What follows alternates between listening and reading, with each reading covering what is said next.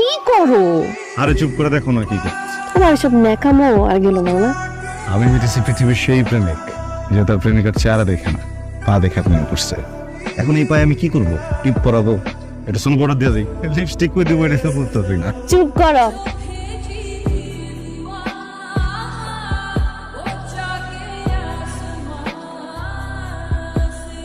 প্রীতি, তানভীরের কোনো খোঁজ পেলি? না রে দোস্ত, ওর তো কোনো খোঁজই নাই। আচ্ছা, ওর কোনো বড় সমস্যা হয়নি তো না? জানি না তো, তুই আর একটু চেষ্টা কর, কোনো খোঁজ পেলে প্লিজ আমাকে জানাইস। ঠিক আছে, জানাবো। আরে কি? আরে বোকা নাকি? এই তোমার কি মাথা নষ্ট হয়ে গেছে? আরে পাগল। শোনো, আমি তো তোমার পায়ে তোমার মতো আলতা পরিয়ে দিতে পারবো না। এদিকে তাকো, জুতো কিনে দিতেছ না, মেয়েটাতে অনেক খুশি, পরে তো হবে না। আমি তো জানি তোমার জুতা কত পছন্দ, আর তোমার জুতার প্রতি যে প্রীতিটা না আমার খুব ভালো লাগে। এই জন্য উল্টা পায়ে উল্টা জুতা পরাতে, বাম পায়ে তো ডান পায়ে পরাচ্ছ তুমি না? আচ্ছা, এখন বলছি দাও ওই পদ। এইটাকে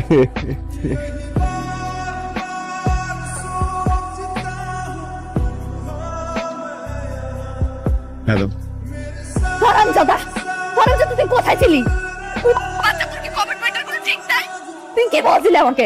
কি বলছিলি? কি বলে আমাকে পাঠাইছিলি? এরপর তোর কোনো খবর নেই? ছোট মেয়ের সাথে প্রেম করতেছিস না? কোন মেয়ের সাথে প্রেম করতেছিস? শান্তা, একটু শান্ত হও, একটু জোরে জোরে নিঃশ্বাস নাও, চুপ করে বসো কোথাও। কোথায় ছিল এতদিন? কি করতেছিলা? আমি একটু টেনশনে ছিলাম ক্যারিয়ারটা নিয়ে। ক্যারিয়ার নিয়ে ব্যস্ত কেন ছিলা? তোমাকে আমি বলছিলাম তুমি শুধু একটু ঠিক থাকো। তুমি আমাকে সত্যি করে বলো, তুমি কি অন্য কোনো মেয়ের সাথে প্রেম করতেছো? তেমন কিছুই না শান্তা, আমাকে বিশ্বাস করো না। ফাইন, আমি দেশে আসতেছি, আমি দেশে আসার পর তোমার সাথে আমার সবকিছু নিয়ে বোঝাপড়া হবে।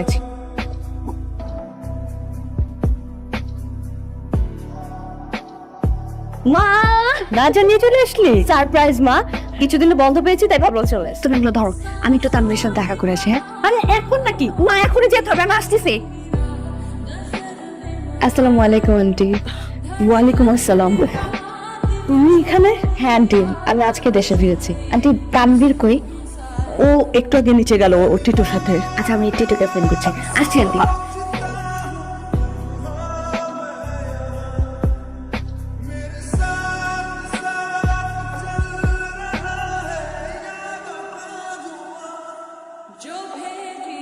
কেমন আছো তুমি?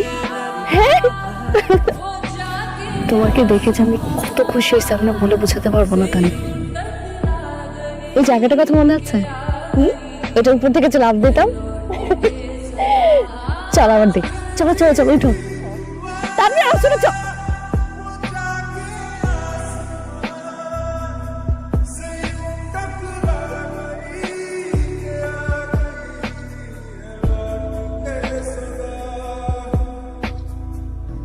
কিভাবে হয়েছে? কবে কবে হয়েছে? আমাকে বলো না কেন?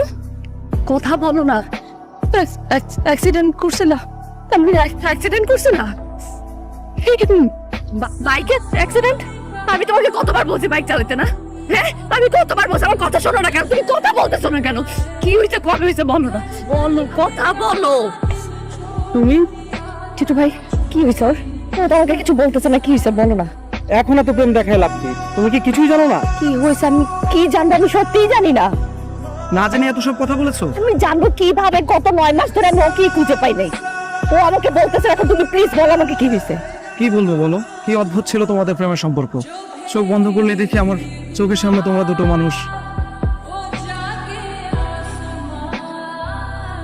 এই শান্তা, আরে তুই না তখন টাকা চাইলি 1000 টাকা, এ ধর।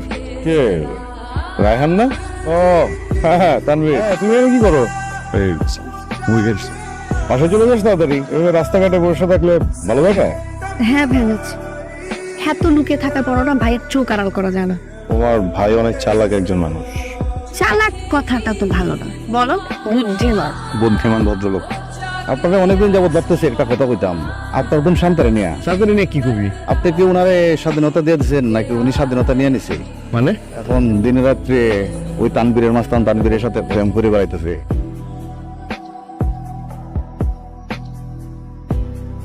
কি করিস এসব? কত বড় সাহস! বার পার করে নিষেধ করার পরেও ওই ফালতু ছেলেটার সাথে ওর টাইম ওয়েস্ট করতে হবে। কারো কোনো কথাই ওর কোনো কাজ হচ্ছে না। যা করার আমি করবো এখন। মহল্লায় তো আরো অনেক ছেলে মেয়ে আছে না, সব অভিযোগ অনুযোগ কেন তোর নামে? তোর নামে কেন এত অভিযোগ? হ্যাঁ, নামগুলো বলো, আর অভিযোগ আসবে না কসম। মানে কি? এটা কোনো ভদ্রলোকের কথা? আমি ভদ্রলোক, কে বলছি তোমার এটা? মা হিসেবে আমি তো এটা আশা করতেই পারি যে আমার ছেলে একটু ভদ্র হবে, তাই না? ছেলে হিসেবে তো তাহলে আমিও যেতে পারি যে আমি একটু ভদ্র হই, তাই না? দেখো তানভীর, আমার তোমার ব্যাপারে সবচেয়ে অ্যাট্রাকটিভ যে বিষয়টা লেগেছে সেটা হচ্ছে তোমার কনফিডেন্স লেভেল। বাট এই যুগে শুধু কনফিডেন্স দিয়ে কোনো কিছু করা যায় না কিন্তু ভাইয়া। আমার মনে হয় তোমার নিজের লাইফ নিয়ে এখন কনস্ট্রাকটিভ কিছু ভাবনা ভাবা উচিত। চাকরি বাকরি তো আর এই সময় তুমি পাবে না, এই বয়সে আর কি। আমার মনে হয় তুমি বেটার ব্যবসা ট্রাই করো। হ্যাঁ বসো, শান্তা বাইরে থেকে ওর মাস্টার্সটা কমপ্লিট করে আসবো। আমি বিদেশ যেতে চাই না ভাইয়া। আরে তুই তো সবসময় কথা না বুঝে মাঝখান থেকে কথা বলিস। আমি যে কারণে কথাটা বলেছি যে তুই যদি বাইরে থেকে মাস্টার্সটা কমপ্লিট করে আসিস, একটা ভালো জায়গায় বেটার একটা জব করিস, তখন দুজন মিলে যখন সংসারটা চালাবি সেটা অনেক কমফোর্টেবল হবে না?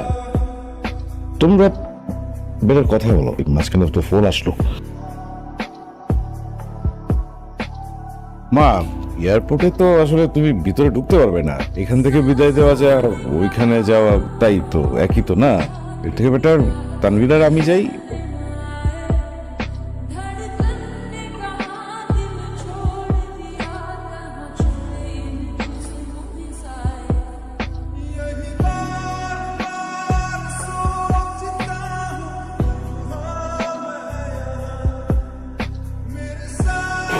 মানুষকে কিছু জিনিস সবসময় মাথায় রাখতে হয়। তার মধ্যে একটা হইল মানুষের সুখ আর শখ কখনো একসাথে পাওয়া যায় না। তুই শান্তাকে বিয়ে করতে শখ করেছিস, তোর তো সুখ পাওয়ার কথা না। আমার আগে মনে হয়েছিল এবং কিছু একটা আপনি জানতার কথা ভাইবা কিছু করে। তুই তো খাঁটি প্রেমিক রে। প্রেমিক খাবি না ভাই, তেল কাটে আর তেল ডায়লগ মারাইতেছস না? হ্যাঁ ওই তুই ডায়লগ বাজি মারা সামাল লাগে। তোর সত্যতা আমি ঠিক করে মেরা দেবো, তোর সত্যতা আমি ঠিক করে মেরা দেবো। এই হচ্ছে তার হারিয়ে যাওয়ার কারণ।